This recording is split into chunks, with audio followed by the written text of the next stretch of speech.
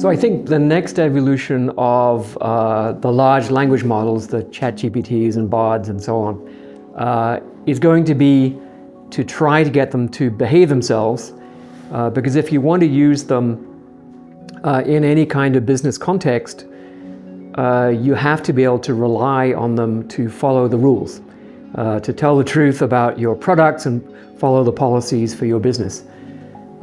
So there are thousands of research groups and companies working on different ways to make that happen. So I think the next evolution will be that they will become more reliable, they will stop telling lies, and that will make them much more usable in many, many real-world applications. In terms of the longer-term evolution, right, what is the impact going to be? I actually believe that taking this currently popular technology, the large language model, and scaling it up is not enough to achieve general purpose intelligence. I think these systems are limited in a number of ways, and I think we will find those limits fairly soon. And we'll have to go back to the drawing board and think about a different approach to AI, one that's probably going to be based more on more classical techniques, on reasoning, using the mathematical theory of logic and probability. And in the long run, I think those kinds of systems can be more powerful, but also much safer, because we actually understand how those reasoning systems and decision-making systems work. Whereas with the large language models, we have no idea how they work. All we know is that we've trained 1 trillion parameters on 30 trillion words of text, and they do a good job, but we don't know why, and we don't know how. And every so often they do something completely insane. Like what?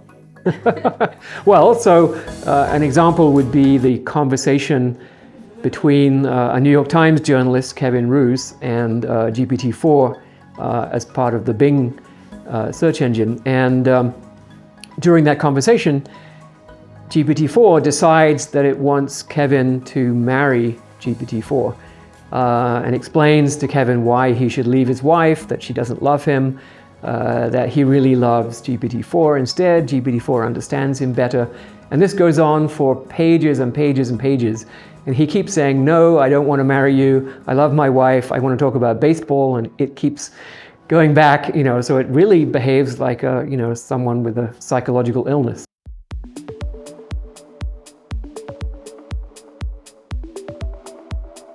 No, I think there's no reason to think that there's an upper limit on the abilities of AI systems to behave successfully, right? To make decisions that are better than the decisions of human beings in the real world, right? We've already demonstrated that machines can outthink humans on the chessboard, for example. Even though, in the 1970s and 1980s, there were several philosophers predicting that it was impossible for a machine to ever beat a human world champion at chess. And that just turned out to not be true. And no one has given any clear argument why AI systems cannot achieve any given level of intellectual ability. And the fact is that computers have enormous advantages over the human brain. The cycle time of the human brain is about 10 milliseconds. So we could, each piece of our hardware can do about 100 operations per second, whereas each piece of computer hardware can do maybe 100 billion operations per second. So there's a billion-fold difference in the fundamental speed of operation. They have enormous bandwidth for communicating with each other, which humans can only speak to each other, or we can type. Computers can send vast amounts of information over networks to each other. They have enormous memories, right? ChatGPT or GPT-4 has read the equivalent of everything the human race has ever written, every book that we have produced. And no human can read that much or remember that much. So speed, communication bandwidth, memory scale, these are all much greater for machines.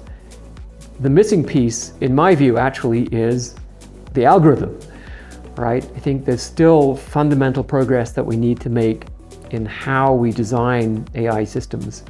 But that progress, I see no reason why it won't occur.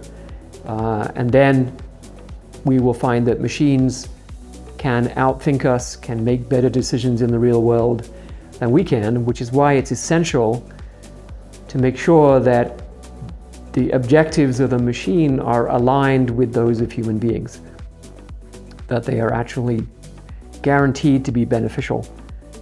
Because if they're not, then we're setting up a chess match with machines and we're going to lose that chess match.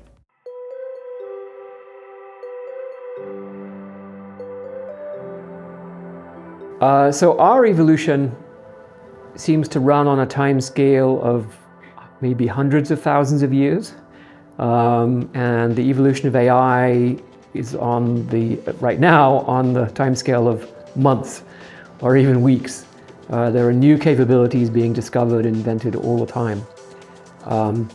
So I think for practical purposes, we have to assume that our biology is not going to change in the period during which real AI will come into existence.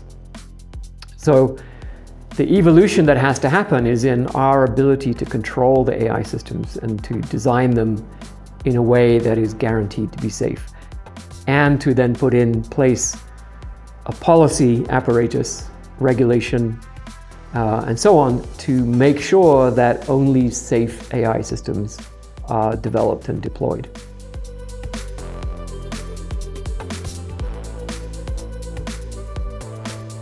The European AI Act has been under development for several years. It's much better now than it was a few years ago. I think it has a core principle which is very reasonable, that if you're going to have an AI system operating in a high stakes application, which might be healthcare, it might be financial, it might be legal, then you have to show that it's safe, predictable, robust. So that's the core principle of the Act. And then there are some specific prohibitions. So there's a ban on the impersonation of human beings, meaning that human beings have a right to know if they're interacting with a machine or with a human being. I think that's a fundamental right, and that needs to be enforced globally in every country. And I think that's actually the place to start, because anybody understands that. And I've yet to meet a person who thinks that they want to be deceived by machines. So let's get that done as soon as we can and get global agreement on that principle. And then we can build on that to basically preserve human autonomy and human control over our civilization. This is what needs to happen.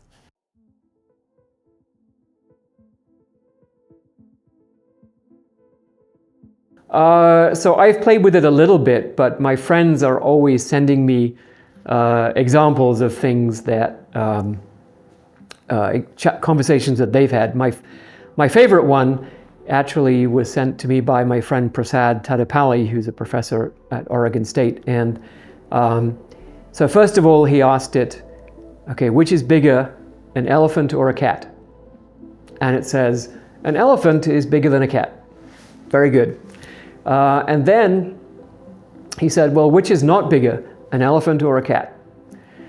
And it says, neither an elephant nor a cat is bigger than the other. So when you look at that, you think, okay, so when it gave me the first answer, I thought it was because it knows that elephants are bigger than cats. But then it just contradicted itself.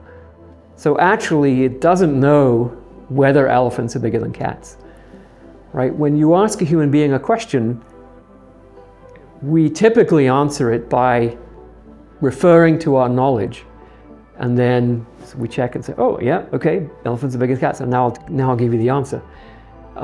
Sometimes we don't do that. So if you ask me, hi Stuart, how are you today? I say, fine, thank you, how are you? And I don't consult my internal medical monitor and give you a full report on my state of health. I just say, fine, thank you, how are you? So I give you an automatic response, which is not referring to an internal model. And it looks as if, in many cases, these large language models are not referring to an internal model of the world.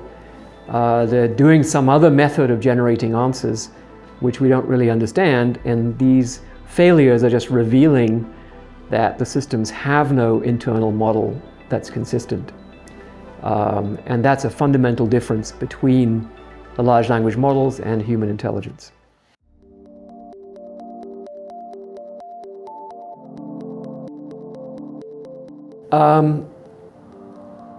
So I think we can regulate. Basically, we need to say these are the criteria that systems should meet. And if they don't meet them, then they cannot be released. Pretty simple. We do that for airplanes. We do that for medicines. We do that for sandwiches, right? I mean, there are lots of regulations around how you make sandwiches. Ingredients, hygiene, employees, training.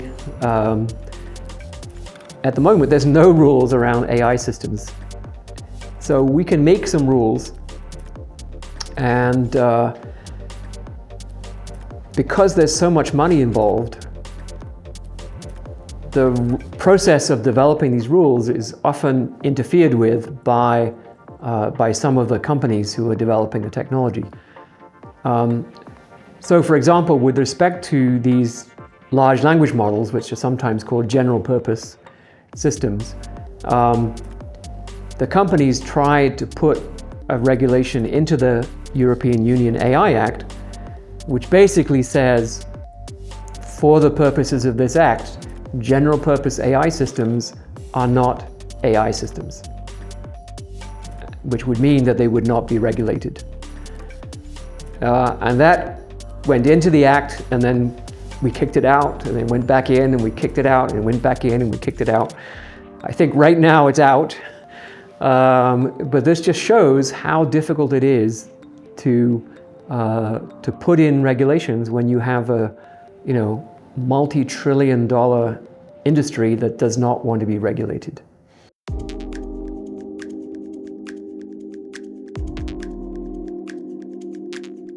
So that's the trillion-dollar question, right? So the idea is pretty simple, right? The regulators set the criteria that the system has to meet. Then it's up to the company developing the system to prove that its system meets the criteria. If they develop a black box and they don't understand how it works, and it continually violates the criteria, well, that's the company's problem. It's not the government's problem, it's not the people's problem, it's the company's problem, right? If I was making airplanes, and I said, well, okay, my airplanes don't meet the safety criteria that you require, but I want to sell them anyway. I want people to fly in them. You would say, no, sorry, can't do that, right? And if I made my airplanes using a black box technique, for example, if I bred enormous birds, right, with a wingspan of 300 feet, and I said, okay, we're going to use these as passenger aircraft, right? We'll just strap people on the top. Right? And every so often the bird decides to, go for a swim, right? We would say, no, you can't use those as passenger aircraft because they're not safe, they're not predictable, you don't know how they work, you can't ensure that they're going to get to where they're supposed to go without killing people, so you can't use them, right? That's the situation we're in with these large language models. We don't know how they work, we can't predict that they're going to behave themselves. The best we can do is to hire thousands of people to say bad dog every time the system misbehaves in the hope that it will misbehave less often. That's not a recipe for safe, predictable, reliable AI system design.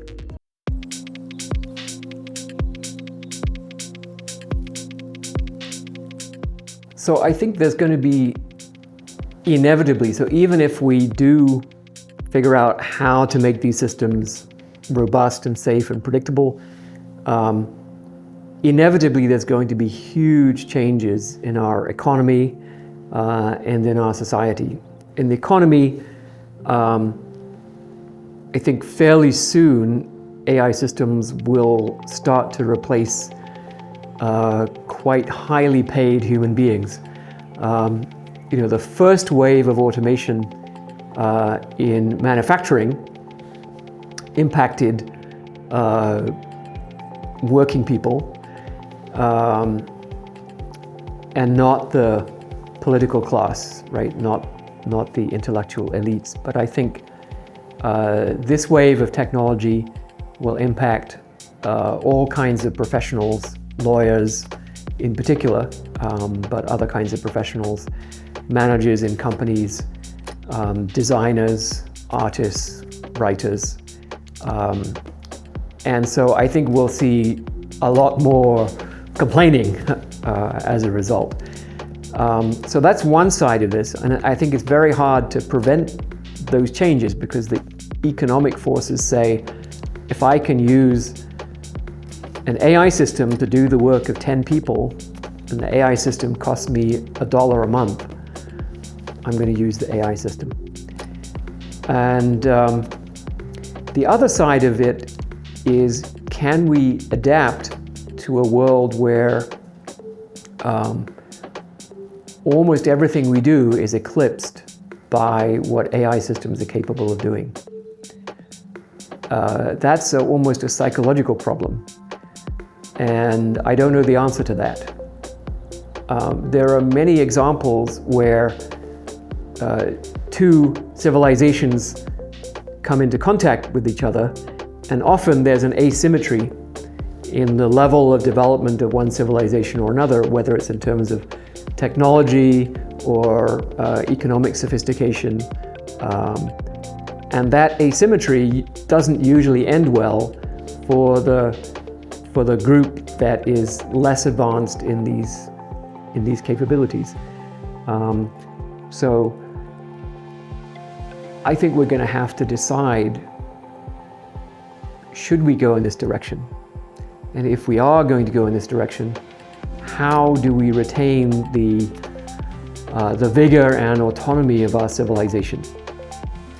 And it's a huge social and cultural task to do that, because I think the way our society works now, where a lot of self-esteem and respect is based on your ability to fulfill important functions in society, right? Your ability to do useful work of various kinds. If that is no longer a source of respect and status and self-esteem, then how do we replace that? And I hope that writers and filmmakers and poets will help us answer that question.